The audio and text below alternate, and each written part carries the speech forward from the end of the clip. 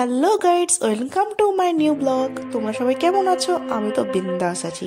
তো মৌসুনী আইল্যান্ডের নাম নিশ্চয়ই তোমরা শুনেছো। তো আমরা একদিনের জন্য জাস্ট একটা মৌসুনী আইল্যান্ডে যাওয়ার প্ল্যান করেছি।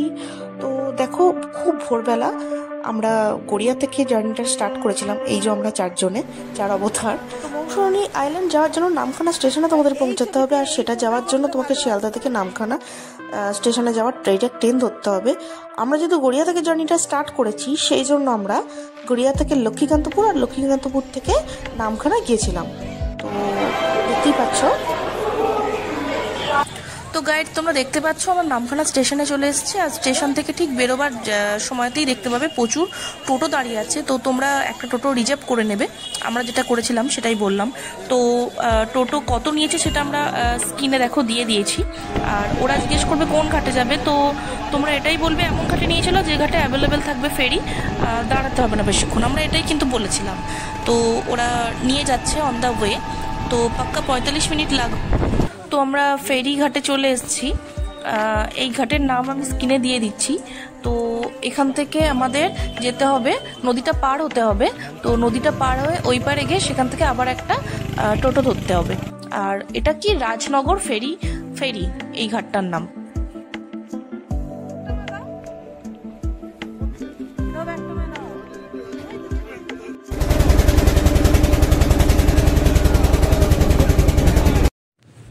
তো চলো যাওয়া যাক, তোমরা আমাদের সাথে থাকো। ভীষণ জল, মানে জোয়ারের টাইম বলছে, খুবই জল আর ভীষণ হাওয়া।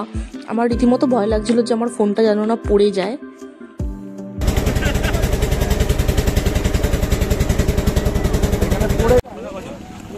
তো আমরা দেখো নদী পেরিয়ে গেছি। তো এরপর আমরা টোটো করলাম, টোটোটা রিজার্ভ করে নিয়েছিলাম। আর বললাম আমাদের ক্যাম্প হচ্ছে ঝিনুক ক্যাম্প। তো ওরা মৌসুমী ঝিনুক ক্যাম্পে আমাদের নিয়ে যাচ্ছে। আর কত করে নিল সেটা আমি স্ক্রিনে দিয়ে দিয়েছি। তো চলো। তো দেখো আমরা আলটিমেটলি চলে এসেছি আমাদের ক্যাম্পে। এই হচ্ছে ক্যাম্পের রাস্তা। চলো যাওয়া যাক।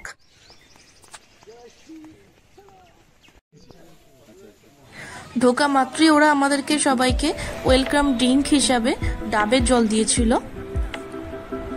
সামনেকার ভিউটা বেশ সুন্দর, আমিও দেখছি আর তোমাদেরকেও দেখাচ্ছি, তোমরা দেখো। আর বাকি ডিটেলস তোমাদের সব বলবো, ভিডিওটা তোমরা পুরোটা দেখো, সাথে থাকো।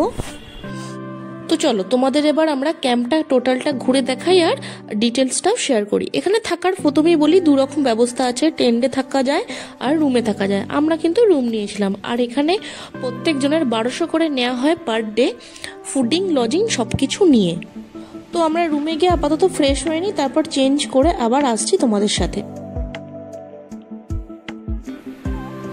পায়ের একদম মানে হচ্ছে জুতো খুলে নামবি না। দেখে যা কেন বলছি, দেখে যা না, দেখে যা। তো চলো, এখন টাইম হচ্ছে শুধু ফটোশুট করার আর রিলস বানানোর। তো তোমাদের সাথে একটু শেয়ার করি।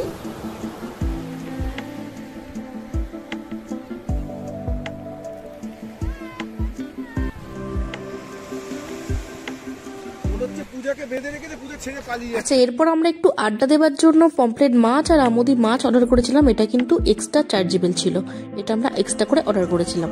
তো গাইডস, আমরা লাঞ্চ করে একটা লম্বা ঘুম দিয়েছিলাম। আর ঘুম থেকে উঠে দেখি যথারীতি আর বিকাল নেই, সন্ধ্যা হয়ে গেছে। তো ওরা সন্ধ্যাবেলা স্ন্যাক্স হিসাবে দিয়েছিল মুড়ি, পাকোড়া আর চা। তো এখন আমরা এনজয় করব। আর ওদেরকে অর্ডার দেওয়া আছে কাবাব। এটা অবভিয়াসলি এক্সট্রা চার্জেবল। অ্যাকচুয়ালি কি বলতো, বাইরে ঘুরতে এলে না কাবাব ছাড়া সন্ধ্যেবেলা মানে আড্ডাটাই জমে না। তো যাই হোক, এটুকু তোমাদের সাথে শেয়ার করলাম। আর এখন আমরা আড্ডা দেব। আর ভিডিওটা এখন আপাতত কন্টিনিউ করছি না, তাই এখন সবাইকে গুড নাইট। যদিও এখন ইভিনিং, বাট সবাইকে গুড নাইট। তো দেখা হচ্ছে আবার কাল সকালে।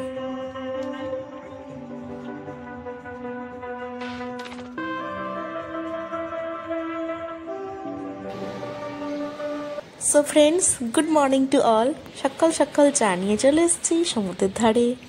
তো আমরা এখানে কিছুক্ষণ সময় কাটিয়ে জাস্ট 10-15 মিনিটের হাঁটা একটা জায়গায় যাব। তো দেখো চলে এসেছি। এখানকার যেটা বুঝলাম, স্পেশালি সবাই জায়গাটাকে ম্যানগ্রোভ অরণ্য বা ম্যানগ্রোভ বন বলে জানে। এটা অনেকটা দেখে সুন্দরবনের মতো আর কি মনে হচ্ছে। জলটা যখনই নেমে যাচ্ছে গাছগুলো ডালগুলো বেরিয়ে যাচ্ছে, তো সেই আর কি। জায়গাটা বেশ ভালো, একদিনের জন্য খারাপ না। মৌসুনী আইল্যান্ড তোমরা ট্যুরটা করতেই পারো। তো একদিনের জন্য তোমরা এরকম মৌসুনী আইল্যান্ড ট্রিপ করতেই পারো। অবভিয়াসলি বেশ কিছুজন মিলে করো, একা করলে ভালো লাগবে না। তো দেখো আমরা চলে এসেছি, আমরা ব্রেকফাস্ট করছি। তো ব্রেকফাস্ট করিয়ে আমরা বেরিয়ে যাব। তো এই ছিল আজকের ব্লগটা। তো কেমন লাগলো তোমরা জানিও, যদি ভালো লাগে থাকে প্লিজ লাইক শেয়ার কমেন্ট করে দিও। তো টাটা বাই।